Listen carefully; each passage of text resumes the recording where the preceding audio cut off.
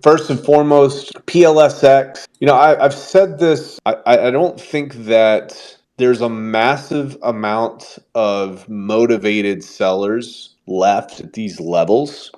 There's, of course, like the one-off whale or shark that could dump price another 20% and cascade things down. But when you take a look at PLSX, when you take a look at Pulse, I think these levels are pretty indicative, especially after the amount of time that we're at now. So let me see, how long on this pair have we been since launch? 116 days. So if you watch some of my videos in the past before launch, I said you're going to see a bottom at some point between 90 to 120 days.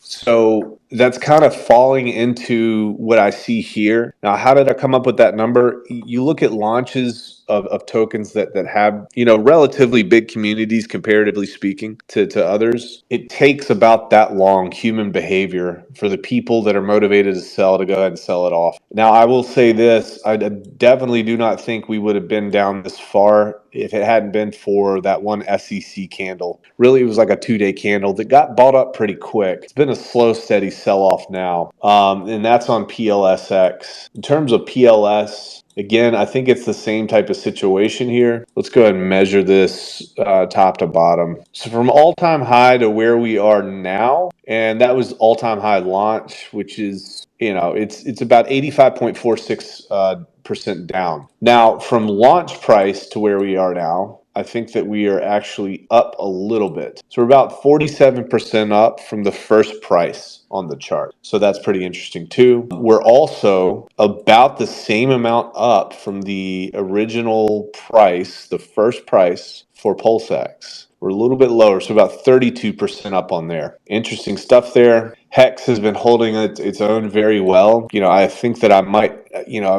I'm slowly starting to change my narrative. I think that people are really valuing Hex, surprisingly, but not really surprisingly, more than Pulsechain and Pulsex. And I think that there's some sort of behavior aspect to that. And there's just some people are tied to Hex emotionally, man. It's been their thing this entire time. There's something to be said about that. We've got to factor in that idea here. When you go to launch price to where we are today, Hex is actually up 108.26%. And from that all-time high, which you don't really want to play with those, but it's kind of fun to throw around and just have thought experiments. So it pumped initially from that launch price about a 10x. And from that wick, and this is a wick, we're down about 80% or so. So that's interesting there to see. Good stuff. So I think it's been holding its own pretty well. And here's the thing about all these pairs. You got to realize that many of these tokens, they are paired in Pulse. And we've seen it with the SEC candles. We've seen it with different pumps. Things that are paired in Pulse, it's gonna all pump together. So I think that we see that too. A lot's to be said about liquidity as well. And I think that overall Pulsechain is going to succeed, and that's because I think that there's so many people that are putting money into Pulsechain. I know that IDB has some pretty strong ideas about the amount of money that was put into some of these projects by Hexicans, and I can't necessarily say that I would disagree with his thoughts and feelings on that. But I will say that money is being put in by people because they do want to see some sort of building, and they want to be a part of what Pulsechain is. And I think that we have that in a strong way, probably more so than really anybody else in cryptocurrency, where a community is so committed to wanting to see something succeed that they put their dollars in to do that. So I personally think this is what you're supposed to do with these tokens. And if you can get into the liquidity pools and support the Pulsechain network, then hopefully as the volume goes up, you earn fees. Now, you pair the Atropa coins together, but as someone else has been saying, that's kind of fake money. Like that, those are just a Atropa deployer. Like if you're looking at this as an ecosystem, that's all fake money. All of the Atropa coins are like fake money. So what's the real money? The real money is Pulse. So even with the PDAI and the Wrap Bitcoin and the Atropa coins, The real money is Pulse, and getting Pulse into the system and creating fat liquidity so everybody can eat and everybody can win and everybody can ape and everybody can cash out. And that's all I got to say about that. Hey man, you're spot on. Honestly, that's what I've heard. A few other people that I really trust their opinion on. They've been saying the same things as you have. So I think you're onto something. Going back to your statement there, on the flip side of that, though, they could shut off the minting mechanism. They could totally stop that, and that coin could just go. Like, we have no idea. Teddy bear. Yeah. So Ian, you're totally right on that. But I think the minting function is actually a part of the contract. But at the same time, so this is what you need to understand, though. Like 414 is using these tokens to move liquidity around. So they need to be able to mint an infinite amount of them. And at some point, it's not going to be advantageous to mint them because the gas is the gas is going to cost too much. So it's all about creating arbitrage opportunities for bots and people and everything to trade money through these little pipes and bring more and more liquidity into the system. Now, in the future, I don't think that those token contracts, that the minting can be taken away because it's already renounced. But there's things like, I'm just spitting out hypothetical things. The dev could create an LP pool for burning tokens. The dev could incentivize burning tokens or something like that. But I think the token is supposed to maintain like a certain kind of price. Like it's supposed to hum. Like it's like a little motor.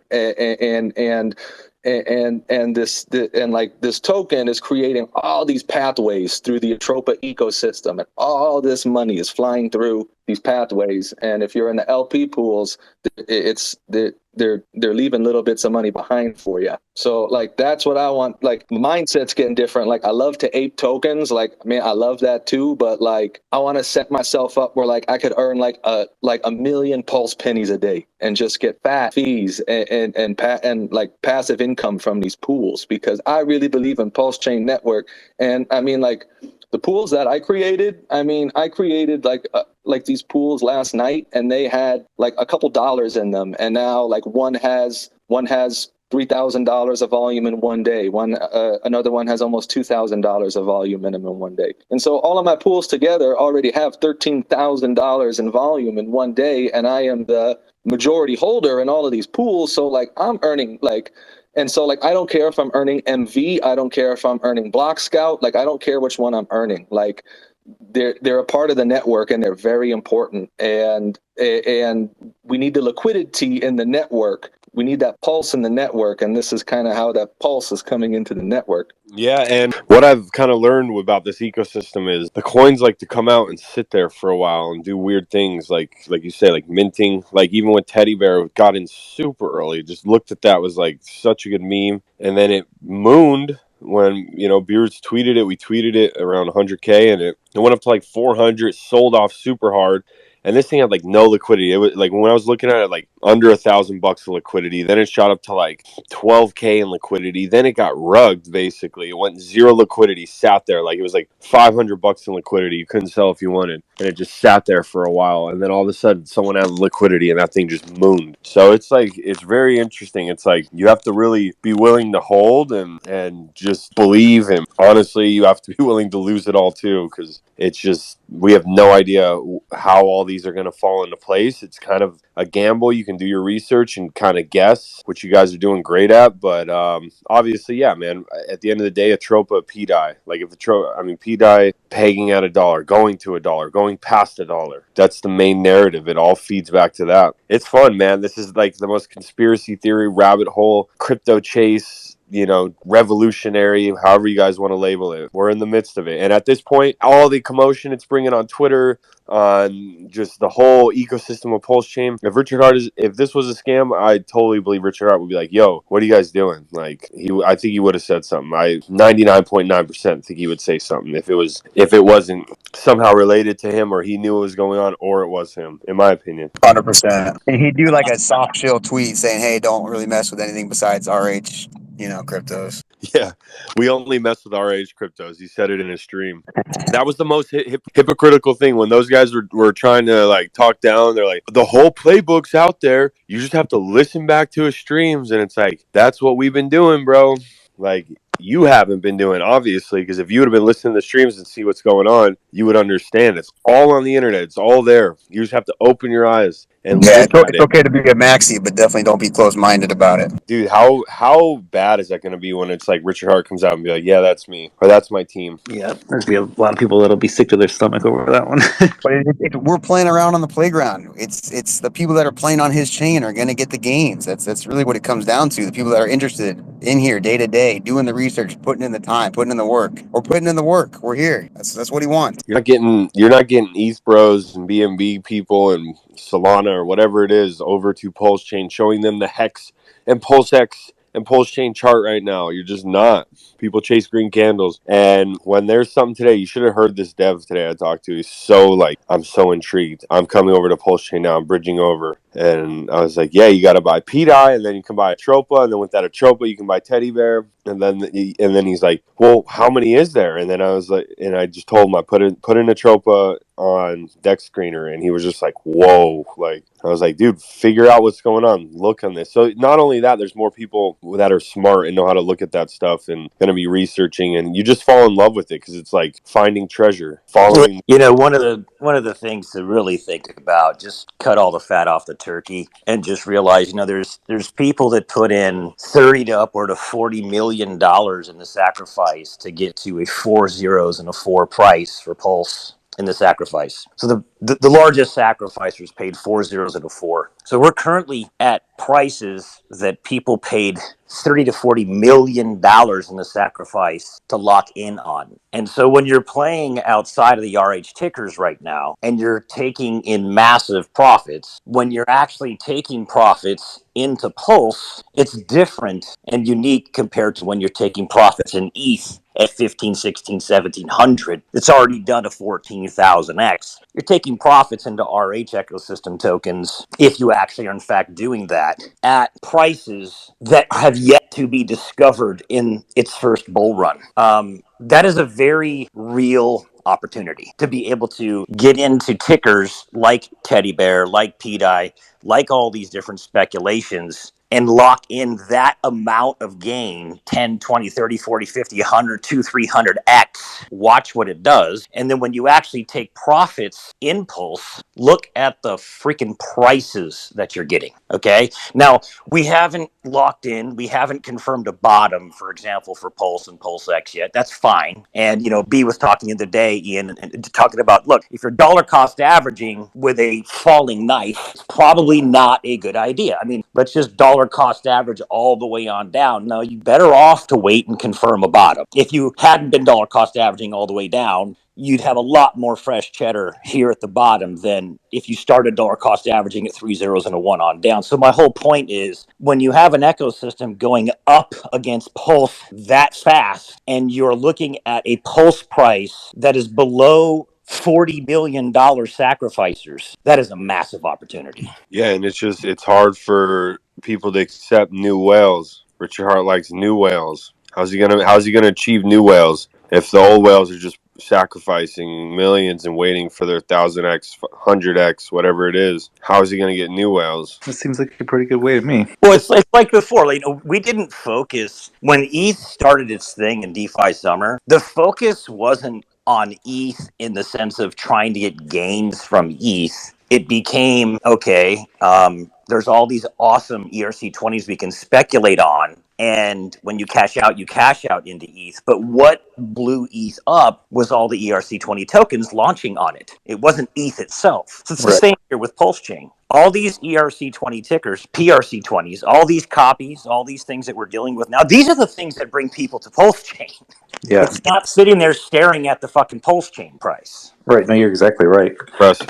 ETH wouldn't be what it is if it didn't have all the ERC20 contracts. Obviously, that's what it was meant for. I got a little info about Wrap Bitcoin if you want to hear about it. And you know, with the 414. First of all, there are new pairs being made, LPs being made with Wrap Bitcoin, and those are made by 414. 414. This happened on when Rat Bitcoin spiked, that last spike where it went from 65-ish and topped up at like 165, because the people that were paying attention to the 414 wallet saw what he was doing, which was adding liquidity to Rat Bitcoin through some of the Atropa pairs. He then made some LPs with Rat Bitcoin and sent them to a different address. So there's a wallet that's connected to him because he sent them there with, I believe, 4 or 5 Rat Bitcoin LPs. I don't have it on hand. I'm not looking at it. I got to find it. Just real quick, it's the number 2 contract. It's not a wallet. Yeah. Why don't you just tell him, Sonny? Because I didn't even know you were here. Yeah, I mean, it's he's ratio trading, but like the next level of math, the deeper under layer is when you ratio trade LPs versus LPs, and he's now paired PDAI 50% with Rat Bitcoin. So like those two ride together now in some form. Right now they're about 1,000 to 1 off of real life parity, and I think once they if one of them, if they came out, if one of them went up 33%, the other one came down 33%, they'd meet in the middle, and they'd be about 20,000 to 1, which is the real world parity. Is that $11,000, $12,000 liquidity pool? So he has like 5 or 6 different wrapped BTC pools with tokens in the ecosystem. I mean the DAI, specifically to the DAI. I don't understand what you're asking. Yeah, you mentioned that there's a WBTC DAI pair, a pool that he created. I didn't mention that personally, but he very well may have, right? So like that's how pairing DAI with wrapped BTC is what he has power with, right? He doesn't have any pulse. He has power with this inflated money, and that's the leverage. Like it's just leverage trading, right? He's taken all of the power of the pulse that's in DAI and leveraged it against the rest of the ecosystem. So until the DAI gets replaced with pulse, they run each other basically. So every token, there's a First Mutual Bond one. Yeah, those are all the WBTC pairs. Right. So the number 2 contract holds those LP tokens. Oh, that's the number 2 contract? Correct. Oh, yeah. I totally forgot we figured that out.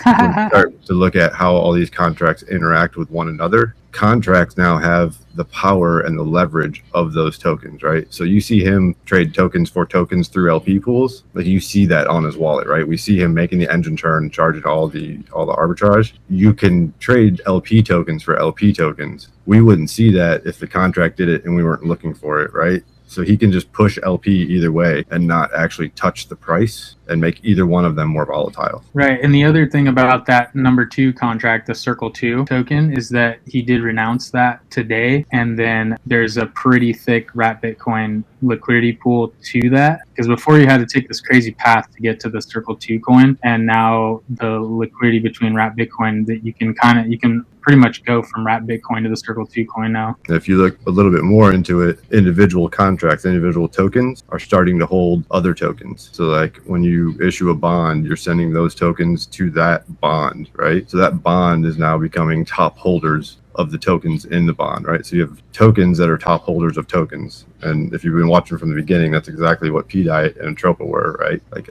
Atropa was the top holder of PDAI, and that's what gave Atropa its power. Interesting. Just listening to see what you guys are talking about, but it sounds like you're talking about some alpha. Going deep tonight. Yeah, I like it. Yeah, Sonny always brings some good news. I like listening to him in his in Sonny's pub. It's a fun space. You can look at the Teddy token also. When he first created the Japanese Teddy, he sent a bunch of those Japanese Teddies to the teddy bear contract. I mean, if you start looking in deeper into these coins, you'll see that a lot of them hold a lot of other coins and other LPs. So what does that do? Is there a benefit besides like maybe you just know that those tokens won't be sold or whatever? Is that like what that does, or does it inflate like the value of the token that's holding it? Like how does that work? First and foremost, it's an artificial inflation, right? Because if those are actually if a token's holding a token, then that token's no longer for sale. It's not an LP anywhere. But we don't know how intense the contracts can interact with each other to know if the contracts can actually trade or send the tokens to the other contracts, giving that contract more power. And like ultimately what that would do is if pegging DAI isn't really what I don't see that as part of the problem. Going to $1, that's not part of the problem. What it is like he's created all this real money, and until you flip it and make all the liquidity pulse, it's just fake until it's just like getting rotated around. So once it does flip, and if it does flip, if Atropa and everything in it is paired to more pulse than it is DAI, then it has the ability to control DAI. And if it can control DAI, it can throw around liquidity pools, it can change stuff, and it can hold it at $1, right? Even if you pull money out of it, it can inflate it with this fake money that's got in DAI and just move LP tokens around that you don't even see. Like you wouldn't see that on the contract address or the 414 wallet. It'd just be moving around within contracts. It's pretty fucking cool. Definitely a bit above my head, but I'm definitely glad to be learning more and more all the time. So basically, what he's saying is, I mean, this is as basic as you could get, really, because,